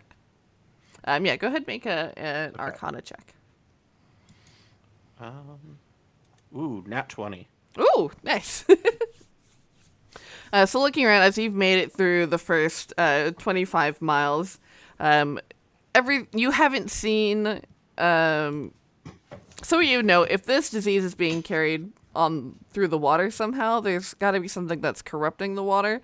And so far, you haven't noticed any change in the landscape that's been remarkable to you as like, oh, this could maybe be a determinant for that. You've just witnessed the symptoms. Okay. I think we should keep going. I don't sense any magic that perhaps, or anything that could perhaps give me be contributing to this. Let's keep going down. And so she orders the crew to keep rowing, and so we're like heading out toward the Siren Sea right now, right? Yeah. Mm-hmm. Okay. And eventually, I had to like pull up a map of Theros so I could like orient myself. for sure. I forgot I was gonna post it in our Discord channel to be like, here's a quick reference map. And as you all continue heading westward, eventually after it's getting to be towards almost nightfall, when those of you who are on the lookout for any more signs of what could possibly be the source of this, you look off to the right, to the northern bank of the river, and you see that there appears to be a portion of where a large portion of the cliffs on the plateau have like crumbled in sort of this avalanche, and you can see where you can see that there appears to be a point where like water is coming in from a tunnel and is being like fed back into the river. So you see like the openings of some sort of tunnel.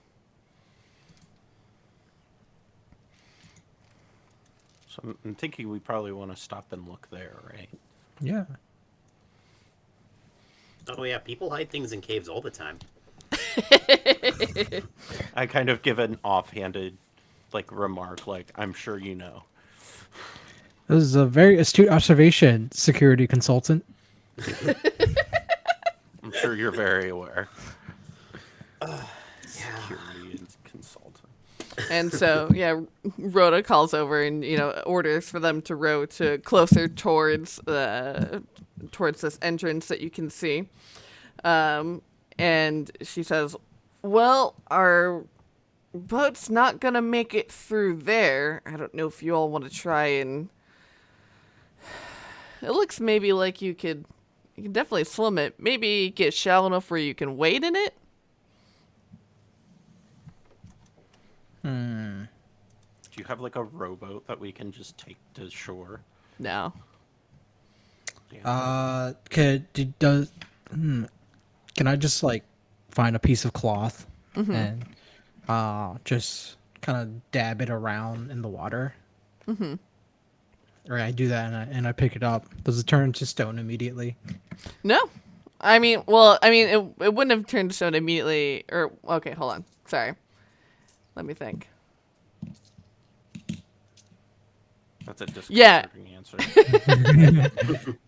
As you dip this cloth into the water and you pull it out, as you pull it out, it definitely feels as like stiffer and dense.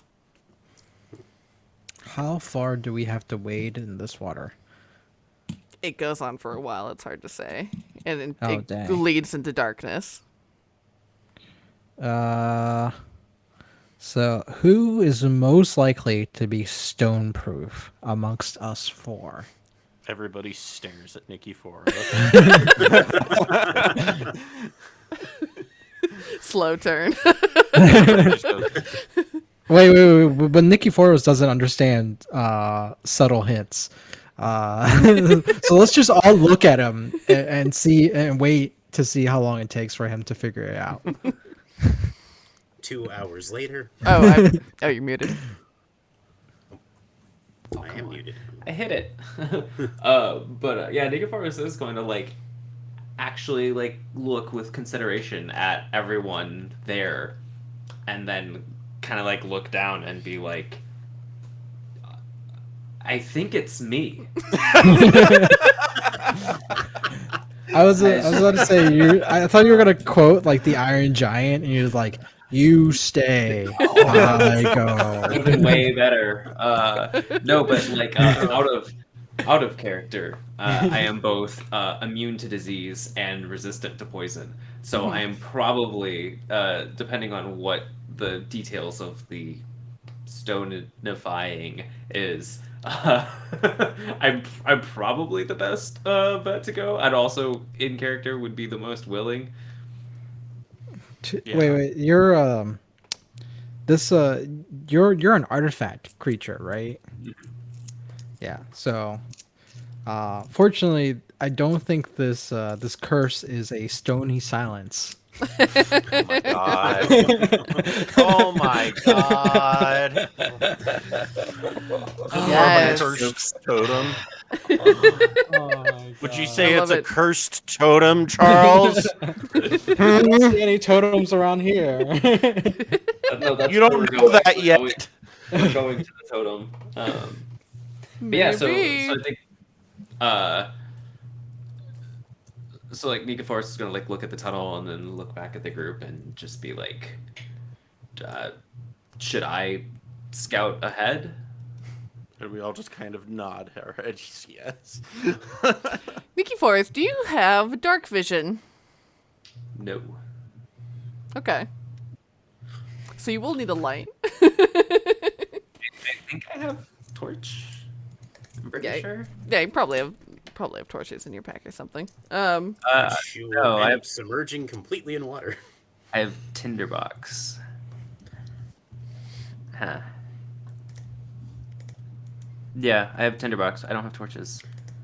Awkward. Alternatively, can we get close enough to like a rock wall that we can climb on? Yeah, it would be slow going, but it definitely seems possible. I think initially it's probably better for Nikki for us to like go forward, and then if the rest of the party needs to come along with, then that can be a means of doing that. I mean, we could probably just tie a rope to you and see Oh my if gosh. Tie a rope and go through the portal, see what happens. the good old tie a rope trick. Yeah, so Nikiforos is gonna ask if anybody has a torch. I'm almost positive somebody on the ship has a torch. Yeah, you can definitely find Okay, some. yeah. So if we can get one from Rhoda or whoever, then yeah, Nick Forrest is just gonna hop over the side. I have a little bag of sand. Because how That is how deep is it? specifically identified in my backpack as little bag of sand. That's great. How deep is the water right now? So she can basically pull you over to the side where you can kind of like walk on a portion of the bank until you can get up into the tunnel. Okay. As you do so, how tall is Nikiforos? Nikiforos is 6'4". Okay, so it comes to about your waist. Okay. As you're sloshing through, and yeah, so you can continue going onward. It's about, with like sloshing slowly through water, it feels about to be like an hour of time goes by, and you're still going through as this tunnel continues. Okay. And eventually, it opens into this sort of like wide, sort of open cavern. You can see it, and the river extends into this basically large pool of water, and you see off to your right there is a bank, and you can see that there's dry land, and you can see that there's almost sort of etched stairs into the rock that leads up, and you can see that there are and you can see that it continues and then narrows and continues outward. Okay, so stairs, bank. Can you smell? You know what? It's not stated, I think, either You way. decide. I think smelling makes... Well, I guess... No, smelling doesn't How make robot sense. do you want to be? Yeah, so Nikiforos doesn't eat, drink, or breathe, so I think smelling doesn't make sense. I think when they blew the steam out when they're thing, like that's just like a mechanical feature that Perforos thought was funny when he was like forging. But they don't actually breathe, so they're not actually taking in any air, so it doesn't make sense that they'd be able to breathe. Or maybe smell. Be able to smell. Okay, yeah. Yeah, so then, you see this large open cavern. There's like a bank that appears to maybe lead more into... For those of you at home, him not smelling means we're missing something. No, it's probably totally fine, just What's the worst that could happen? ambient smell of the sewers is all, I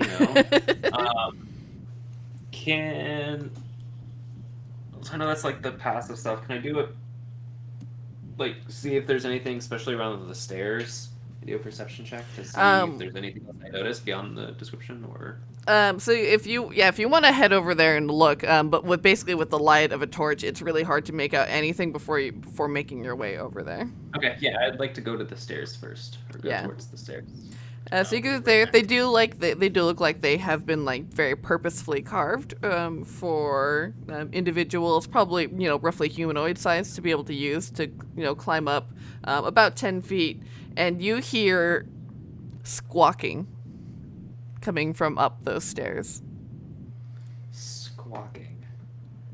Loud squawking. Squaw, squaw, squaw, squaw, squaw, squaw. Okay. My Rafflecopter goes squaw, squaw, squaw. I think. Nick. I'm really trying to think about what the character would do versus what I would do. This is a real crisis here. I think Nikiforos is just going to go back to get the rest of the party, and because like they're given the go, find, come back, and so they're like there's idle curiosity about the stairs, but they're gonna go get the rest of the party, and yeah, I think they're just gonna try to head back. Yeah, very cool. Yeah, you head back in the water, sloshing through. In that first hour where Nikiforos is gone, what are you all doing? How are you all feeling? Are you wanting to go, or are you just waiting patiently? How does this first hour look? I think I'm just. Telos is gonna do a lot of pacing, and just be like, "Should we check on Nikiforos? Like, they're a really nice person, but they're just so naive. Like, we don't know what's happening in there. Oh well, what do you think is happening in there? I mean, there could be sea monsters. There could be criminals that will, press them into a life of slavery or something. Go on, I'm taking notes. I, Would they be friends of yours by chance? I mean, nobody's ever really friends in this business. Yeah, man, it must We're be like a well-wishers, lonely. and I don't Must wish be- them any specific harm. Must be a lonely life as a security consultant if you don't have any friends. It's not so bad. Everybody must be paranoid, right? We just don't have work friends, is all. So there's no happy hour, I mean, there is. but there's no like team happy hour. No. Say how much do you get paid for that job? So for the last one, nothing, because, well, it was more of a favor thing, because sometimes you do things for people for favors. Wait, what? Favors, but not for friends? It's complicated. Sounds like you need new friends there, buddy. I think I just got new friends. Oh, yay! It's like, all right, we'll see. And About on that. that terrible disappointment, Nikiforos returns. Eventually, you see them again about 2 hours later. Yeah, so they're just gonna emerge and be like, there's stairs and there's birds, I think. Inside. And they're just gonna like point over their shoulder. Do we need earplugs for this? Bro. I look at you two and I'm like, I don't think the earplugs are what you need to be concerned about. Well, yeah, but I figured there might be harpies. It didn't sound like the harpy. Okay. I think our main concern should be specifically you two, like, not dying. There's got to be a way through here other than just wading through the water. How stony is Nikiforos right now? It definitely looks like his legs are much thicker. They've got like a coating of this gray cement like that's just rock. them flexing. They're like Yes, kind the of like robot. lift once they're out of the water. They kind of like lift one leg up and then like lift the other leg up. And they're just like checking it. It's just like it's weird. We could climb along the rocks through Or- the tunnel. It's slow going, but we could get Nicky there. Forrest, could you carry us? Not all of you. yeah, but I'm assuming that Feria, you would be able to go through these waters fine. You're a Nyxborn, right? Good question. Is this cold, necrotic, or radiant damage? No. Okay. I guess I So- didn't ask before I got in the water. Is this disease or poison? I think You it's can just you straight can up you Earth. can safely assume that it's Yeah. like a disease, It's like Okay. some kind of magical disease. I don't know if my character is safe from disease or not. Okay. I think It would Nicky say if you were Forrest- so. Yeah. I think Nicky Forrest could carry us one at a time. So just lift one So we're of going. I look at you and I'm assuming that that Telos is kind of on my side on this. is, so you want us to spend the next 6 hours traveling one by one on Nikiforos's back, and you look at his legs as they are right now.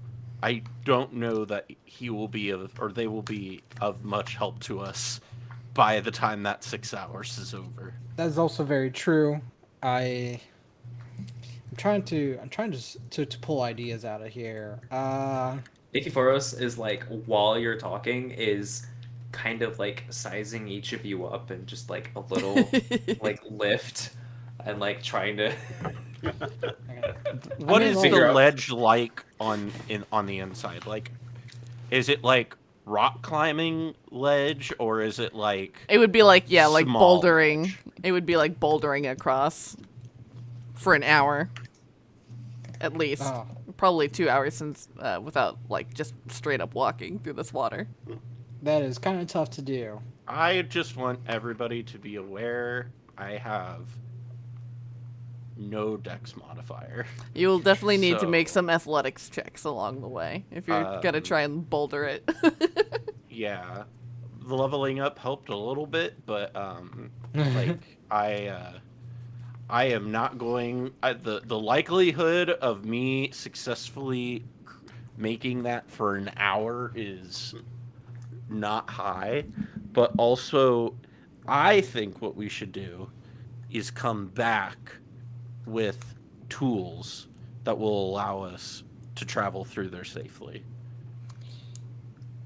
But what if this is where we? Oh yeah, I guess we could go back and then come back.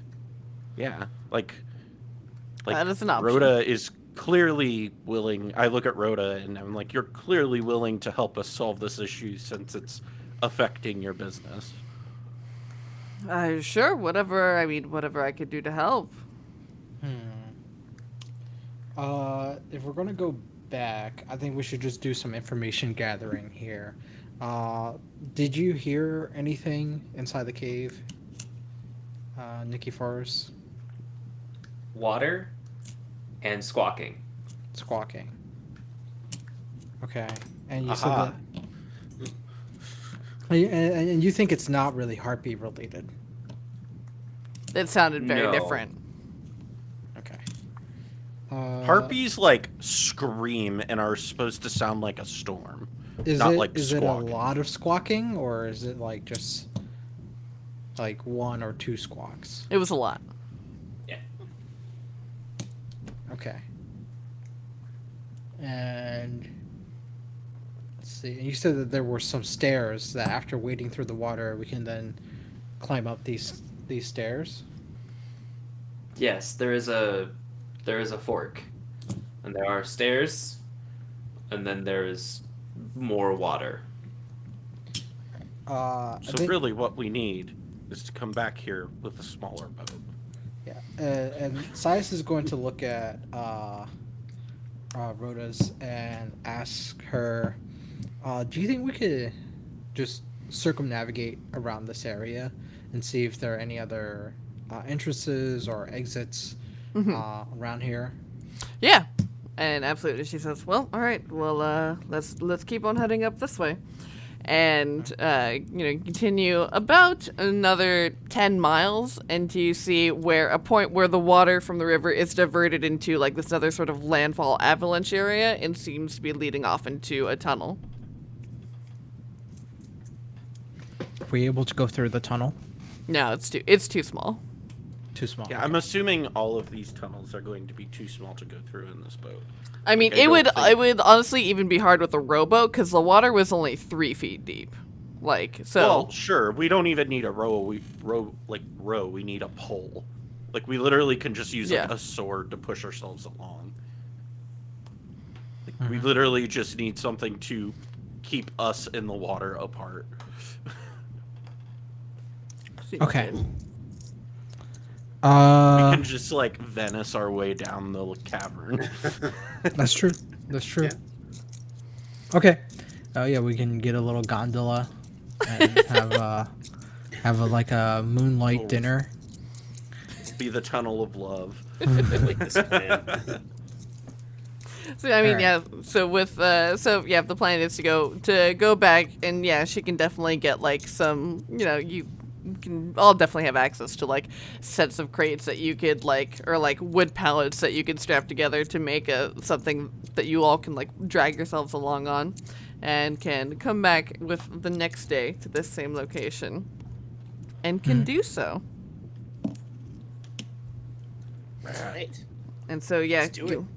you all go through with sticks, pulling yourselves through this water, and eventually you all come to this area, where you see that this narrow sort of tunnel widens into this wide pool, and you see this huge cavern, and you hear coming up from off to the right, you hear this very chaotic squawking noise, and you can see where on the other side of this cavern you see it narrows back into a tunnel and continues onward.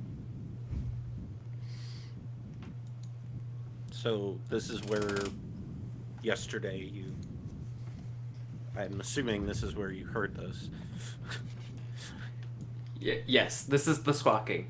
These are the stairs. I think we should investigate the squawking. I think that is a safe. I agree Okay. with the thief. So, Security consultant.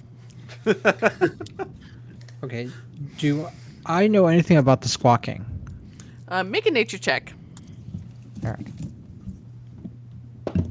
Oh, That's a nat 20. Ooh, very nice. We are killing these like little investigators. So, Gotta yeah. get them out now, so we get all the nat ones during combat, right? And so yeah, it occurs to Are you they like cockatrice? yeah. So after you're pulling all these different parts together of like people turning to stone, and you hear the squawking, and you're like, oh no, these are definitely cockatrices. Like if you get bit by them, then you can be turned to stone. All right. So we are literally in a den of cockatrice. Great. They've probably been pissing and shitting in the water supply. That's why everybody's turning to stone. And by the sounds of them, how many are there? It sounds like there's like 3 or 4. All right. So AC 11. That's doable. I could Eldritch. Don't Punch that look at the enough. stat block. That's not allowed. yeah. Well, I'd be happy to go forward and investigate if anybody wants to have my back on these. Okay. Who is the second least loudest member of the team here? Looking at a metal minotaur and an armored up paladin. And And then a star. an apparently clumsy warlock. I guess it's me. Nikiforos is once again going to actually like seriously consider each person in the group, and then just like, I am the loudest. All right, so Telos and Farah, you all can head up the stairs and try and take a peek to see at what you see. Go ahead and make stealth checks for me. I don't like this. Ooh, I don't like what I rolled, but I got Okay. a 14. I Not got bad. a 18, just clean and simple. Nice. And so you definitely you can creep up towards the top of these stairs, and you can lie down very flat so you can try and see, obscure your forms amongst all of these like fallen stones and everything. And you see these 3 sort of turkey-sized creatures of these sort of horrible hybrids of just like these leathery, kind of stony bat-like wings, and these like scales, or the spines that like rise out the back of their head and down all along their spine. And you hear this like noise, and amongst the three smaller ones, you see one that is like is about as tall as Sias is this very large sort of version of this creature, but within its spines and within the shadows of its wings you see these beautiful speckles of light, as it appears to be very much similar to what Feria looks like, you would say. The sort of shimmering night, and it turns its head in with its eyes like the blazing novas, and you see, and it just lets out this ear-piercing like squawk that just echoes throughout this cavern. And that's where we're gonna end tonight's game. Damn. Hey guys, I found a boss.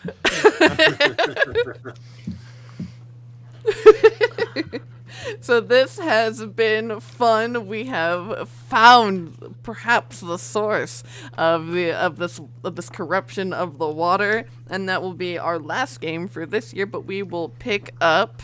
Let me see. We'll be picking up January 3rd and every other Monday from then on. And yes, this has been excellent. This has been a great time. Thank you all for playing. And I have been your storyteller this evening, Sage. You've been our storyteller this year. Yeah. I've been your emo goth girl, Callahan. Yeah. I've been your pal, the paladin, Sias, Charles. I'm Claybee. I've been Nikiforos, the Minotaur friend and fighter. Yeah, I am Lenny. I have been your Leonin security consultant. I'm going to work this into you that you should quit the life of thievery and become a security consultant. I have this like mental image of like them separating for the night or whatever and coming back, and Nikiforos has in like really rough script muscle consultant on their like Yes. like really proud of it and just like Telos.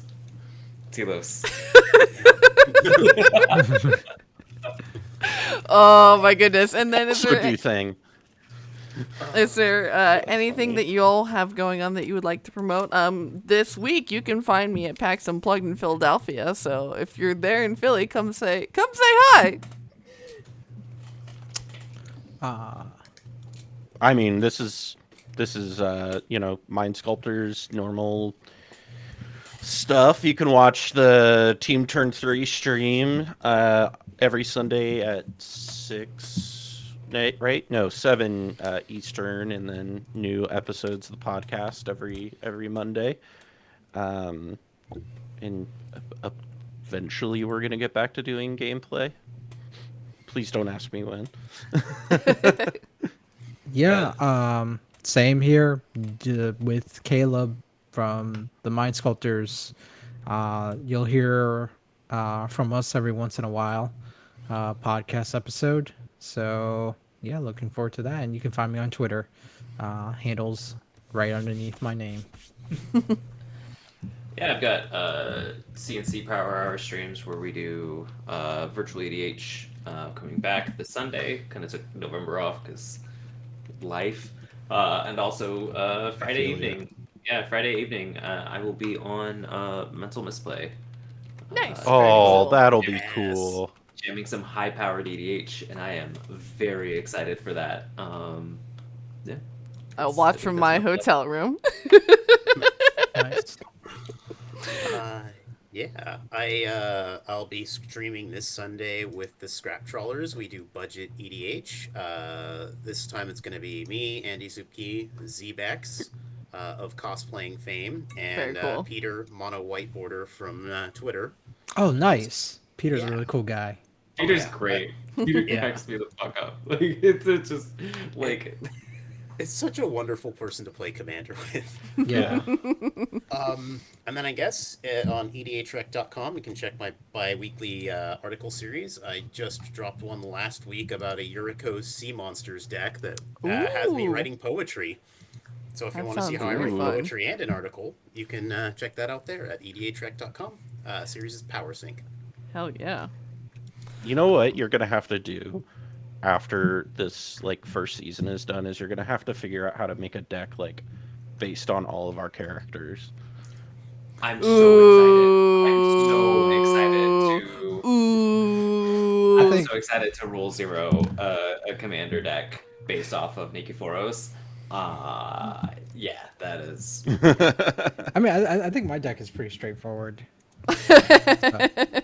I mean, you He could is literally the mono play white guy. Afara.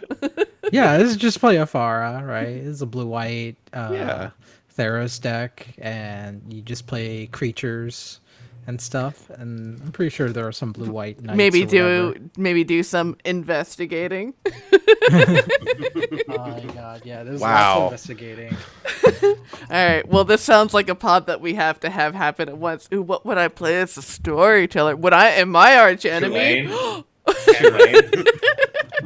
You would be our plane chase No, person who I like would be Clothis, flips obviously. over the plane chase card. Yeah. I think say archenemy rule- would be pretty cool, yeah, right? Rule zero, Kenworth and Tulane and Corval. But yes, thank you all for tuning in. Thank you all for playing. I adore you all, and we will see you all next year, friends. Good night.